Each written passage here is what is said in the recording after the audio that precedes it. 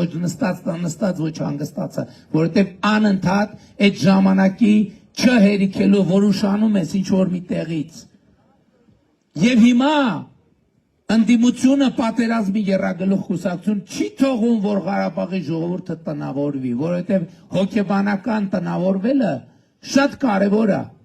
Եվ սա կարևոր է Հայաստանի համար, որովհետև այսօրվա Հայաստանում լիքը մարդիկ կան, լիքը, որոնց նախնիները եկել են Ղարսից, եկել են Մուշից, եկել են բանից, Վանից եւ այլն։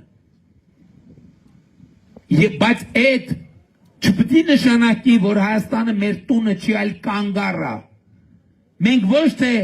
Վան վերադառնալու process-ում ենք, մենք Հայաստանում տնավորվելու process-ում ենք, Հայաստանում։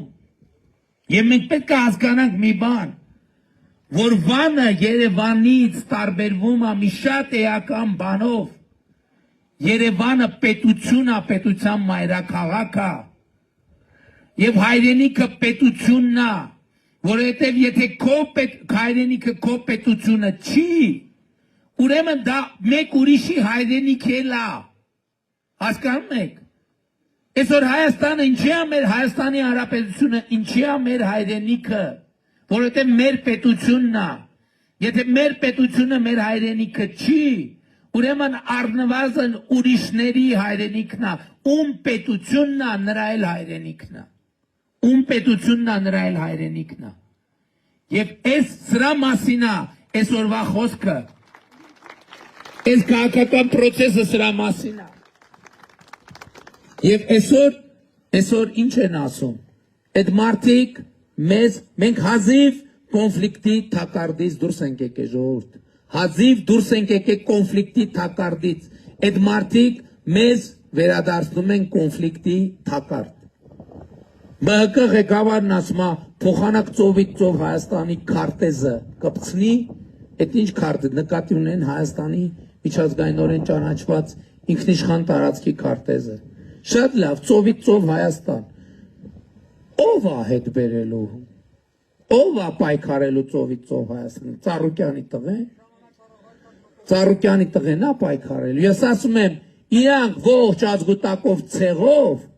սահմանի պաշտպանության համար մի կրակոց չեն արձակել, մի կրակոց չեն արձակել, բայց այդ մարդիկ տասնյակ եւ հարյուրավոր կրակոցներ են արձակել Երևանում, Աբովյանում, Առինջում, Ծաղկաձորում։ Նրանց համար ծովից ծով Հայաստանը գիտեք որն է, որ մարդկանց մտովի ուղարկեն Հայաստանից դուրս, իրանք Հայաստանի ներսում բեսպրեդել անեն։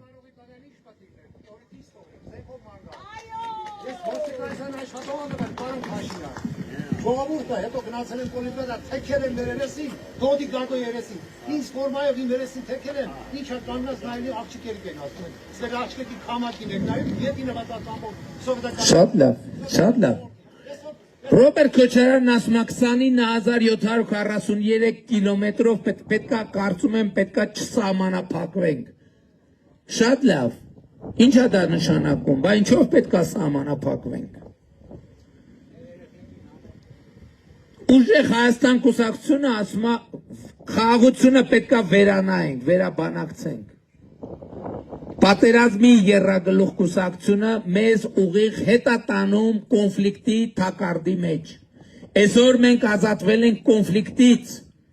եւ այսօր մենք վերադարձել ենք տուն։ Մենք ասում ենք Հայաստանի ժողովուրդ, հայ ժողովուրդ, հայրենիք փնտրելու կարիք չկա, պանդուխտի վիճակում դեգերելու կարիք չկա, որովհետև մենք գտել ենք մեր երազանքների հայրենիքը, մեր ավետյաց երկիրը եւ Հայաստանի Հանրապետությունն է մեր երազանքների հայրենիքը։ Այդ հայրենիքում, մեր հայրենիքում բազմաթիվ ճանապարհներ կան, որ պետքա կառուցվեն, մանկապարտեզներ, դպրոցներ, աշխատատեղեր եւ այլն եւ այդպես շարունակ։ Դա ինչ է նշանակում։ Դա նշանակում է, որ մենք պետքա աշխատենք եւ մեր աշխատանքով մեր հայրենիքը, մեր պետությունը համապատասխանեցնենք մեր ունեցած պատկերացումներին։ Իսկ նախկինում ինչ ա եղել։ Մարդիկ աշխատել են, ինչ ասել են դե բանակի համար է, Ղարաբաղի համար է, դե կռվի համար է եւ այլն եւ այլն։ Արդյունքում ինչ է պարզվել։ Ես ձեզ մենակ մի օրինակ բերեմ։ Երկու օրից Հանրապետության հրապարակում տեղի ունենալու զորահանդես, հաշվետվություն զորահանդես, որովհետև մենք այնքան բամբասեցին, մենք չենք ուզում անկեղծ ասած անենք, բայց այնքան բամբասեցին, թե բանակը քանդել ենք։ Մենք կներեք, ինչ որ առումով մենք ոչ թե բանակը քանդել ենք, այլ իրանց բանակ կոչված ավերակը մի կողմ ենք դրել եւ զրոյից ստեղծել ենք բանակ։ Վաղը չէ, այսօր քանիսն է։ Վաղը չէ, մյուս օրը եկեք Հանրապետության հրապարակ եւ տեսեք այդ բանակը, բայց ես ձեզ ուրիշ բան ասեմ։ Ուրեմն նրանք, ովքեր զինվորական ծառայության հետ առնչվել են, գիտեն, որ մեր հրետանու ողնաշարը եղել է D30 հրետանային միջոցը։ D30-ը ովքեր ծառայել են գիտեն։ D30-ը մեր հրետանու հրետանին է եղել։ Ուրեմն առաջին անգամ խնդրում եմ ուշադրություն, էլի հազար ներողություն։ Շատ կարևոր բան եմ։ Մեր հրետանու բանակի հրետանու երրորդ հանրապետության ողնաշարը եղել է D30, այսինքն մեր հրետանային միջոցների մեծ մասը D30 հրանոթն է եղել։ Ուրեմն առաջին անգամ Հայաստանի Հանրապետությունը գործարանային արտադրության, այսինքն Զավադսկոյ D30 հրանոթ ունեցել է 2023 թվին։ Առաջին անգամ նախորդող որ շրջան, այսինքն որ այդ զենքի արտադրություն առաջին օգտագործողը մենք ենք, գործարանից դուրս է եկել եւ եկել է Հայաստանի Հանրապետություն։ Այդ առաջին անգամ Հայաստանը ունեցել է 2023 թվականին եւ ամսի 28-ին դուք կտեսնեք այդ D30 հրետանային միջոցները։ Նախկինում մեր ունեցածը Սերժ Սարգսյանը, որ ասում էր 80-ականների զենքեր, Ժողովուրդ ջան, ինքը գլուխ է գովացել։ 80-ականների զենք ասելով գլուխ է գովացել, որովհետև մեր բանակի զենքի 70%-ը եղել է 70-ականների, 60-ականների, 50-ականների զենք ենք մենք ունեցել, եւ իրանք խոսում են բանակի մասին։ Ես ուրիշ բան, վաղը չէ մյուս օրը, որ դուք տեսնեք կամ հեռուստացույցով հետևեք, նայեք D30 հրետանային միջոցը, մենակ աչք վիզուալ, նայեք D30 հրետանու չափին, ֆիզիկական չափին, եւ այն նոր հրետանային միջոցները, որոնք մենք ձեռք ենք բերել վերջին տարիներին, մենակ չափերի տարբերությունը նայեք, եւ ձեզ համար բացարձակապես ամեն ինչ պարզ կլինի։ Բայց ուզում եմ մենք իմանանք նաև, ձեր մոտ հարց կարածակի, իսկ ինչի մի րոպե, իսկ ինչի մենք այդ նույն բանակը չունեինք, ասենք օրինակ 2021 թվին, 2020 թվին, 2019 թվին, իսկ դրա համար մի պարզ պատճառ կա, երկու պատճառ է եղել, ժողովուրդ ջան։ Առաջինը, միջազգային շուկան մեզ զենք չի վաճառել երկու պատճառով։ Առաջինը, ասել է, որ դուք հավաքական անվտանգության պայմանագրի կազմակերպության անդամ եք, եւ մենք չենք կարող այս տեխնոլոգիաները ձեզ վստահել, որովհետեւ կազմակերպության ներսում դուք կարող եք փոխանցել եւ դա մեզ համար խնդիր է,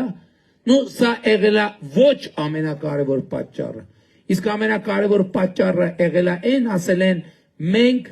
ոչ միայն համոզվածություն չունենք, որ դուք այս զենքերը չեք օգտագործելու ձեր միջազգայինորեն ճանաչված սահմանից դուրս, այլև համոզված ենք օգտագործելու ենք։ Դրա համար մենք չենք կարող կներեք, բայց չենք կարող մենք ձեզ այդ զենքերը վաճառենք։ Այդ զենքերի շուկան, եթե ուշադրություն դարձեք, մենք ասում ենք, մենք ցուցադրելու ենք 2022 թվականից հետո ձեռք բերված զենքերը հիմնականում 90%-ը 2022 թվականից ձեռք բերված զենքեր են։ Ինչա տեղի ունեցել 2022 թվականին։